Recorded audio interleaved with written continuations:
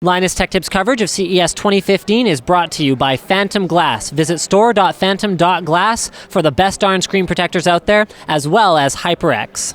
So this is something we talked about on the podcast. We're here in the Sony booth. This is the VPL GTZ1, and it looks like what's behind me is like a TV wall thing, like super mega wide thing, but actually this is what is driving it. This is a 4K laser projector.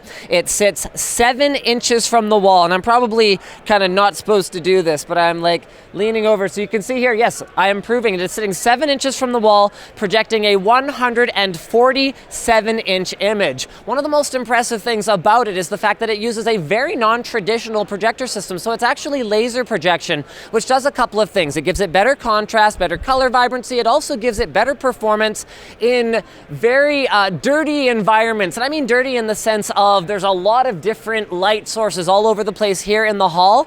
And even in this completely unideal environment, it looks absolutely fantastic. It supports 4 HDMI 2.0 inputs, so yes, PC gamers running GTX 980s, you can hook your graphics card up to this. You can game at 4K 60 FPS on a massive wall, assuming you have the $55,000 and the, 5 to 6 weeks or so that you need to wait to get Sony to custom build one of these. They are built to order in Japan. I don't think I've missed anything critical at this point other than the fact that the solution you see behind you is actually running 2 of them. If I move to the side, you can see there's 2, and the gentleman over there is actually holding a tablet that allows him to dynamically switch between different content sources all over the place. So the application here is not just in extremely high-end homes, but let's say, an art gallery that wants to build a ginormous video wall and have a simple tablet interface system to show different things, move them around and all like that.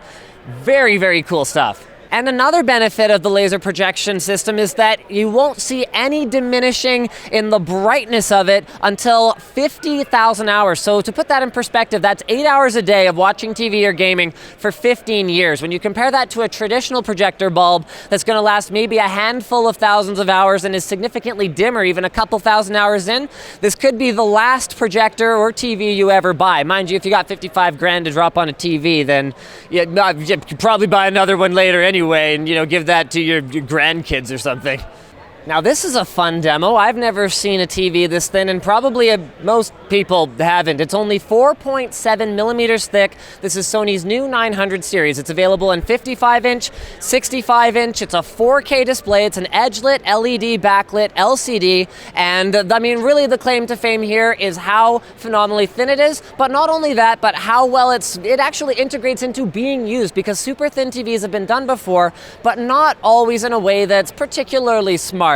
So first of all, the way it mounts to the wall is pretty darn unique. It actually comes with a system that goes into your stud, and then the TV has kind of a bar that screws into the thicker part of the base. It's only about half of the TV that's 4.7 millimeters thick. I mean, there's compromises that you have to make, physics and whatnot, but you screw in this bar, and then you actually just hook it onto the wall, where it sits so close against the wall that it's only about, how far is it? Looks like about 2.5 centimeters.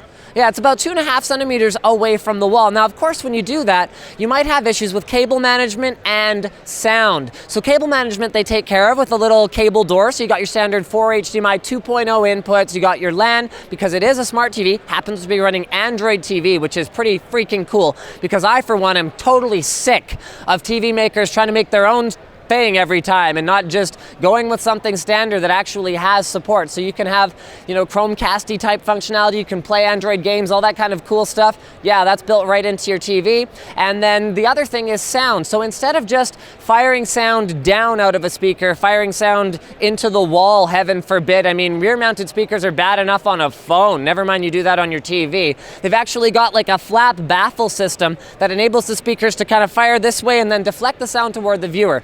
With that said, if you're gonna get a TV this awesome, I would definitely recommend going ahead and getting a nice sound system to go along with it. Now this is actually the same TV we were just looking at a second ago, but the difference is that instead of having content playing on it, they've got a very early build of their Android TV operating system running on this particular model. Now, Something that I actually had been asking about off camera as we walked over here is, okay, well, are you guys positioning Android TV as this like super high-end feature? Oh, you have to buy the most expensive model to get it? And the answer is no. Apparently 90% of Sony's TVs for 2015 are going to feature an Android OS on them, and not in the same way that we've seen, you know, Android-powered TV devices done in the past with a low-powered processor. So the X1 processor that I mentioned does 4K upscaling before, they're also saying is, well, it's just pretty darn good for running just about anything. In fact, for the kinds of things that you might want to do on a smart TV, let's say launch a Netflix movie stream, they're claiming that they can go from 0 to movie playing in under a minute, whereas their competitors are looking at up to multiple minutes due to the speed of the processor. And this is something that's been a real frustration for me for a long time, is it's all this functionality that it supposedly has, but the hardware is too slow to take advantage of it anyway. So there's 16 gigs of onboard storage. I don't know if they're quoting how much memory, how much RAM there is on board or anything like that. They won't give me any details about the X1 other than that, yeah, it's like blazing fast, it's super awesome. But one thing that I can do, I stole the remote from the guy here, is I can do a quick demo of how you would control an Android TV, as if you guys don't already know. You're super smart. Linus Tech Tips. Yeah, dog, there we go. So a bunch of my videos just like that, super fast, but you're not locked into using the remote. You can actually use an Android or an iOS device to control it, and I think that's pretty much it. It's extremely exciting to see this kind of thing finally get standardized instead of being that horrible proprietary nonsense. I mean, Android is a popular operating system for a reason, and the familiarity that you're already going to have with a Google search and Google Now-like interface is going to help a lot with the learning curve that most people are just slamming into like a brick wall when it comes to trying to operate a smart TV. So I think that's pretty much it for Sony TVs here at CES 2015. I do want to do a call out for our sponsors. So number one is Phantom Glass. These guys make the best darn screen protectors out there. They go on without bubbles, guaranteed. Even I can do it. It takes like 20 seconds due to the nano coating on the bottom of them. They're made of Gorilla Glass 3, so they're going to have the same clarity, scratch resistance, and just general awesomeness, that nice feel on your thumb as the glass that's already on your phone, and they're reasonably priced and available for a variety of devices. You can check them out on store.phantom.glass, and also a shout out for HyperX. Those guys are awesome. They've got a bunch of great gaming content on their YouTube channel, youtube.com/HyperX. You guys can check out the links for both of those guys in the video description below. Also click that subscribe button so you don't miss any of our content here from CES 2015 or ever again. We're in your mind.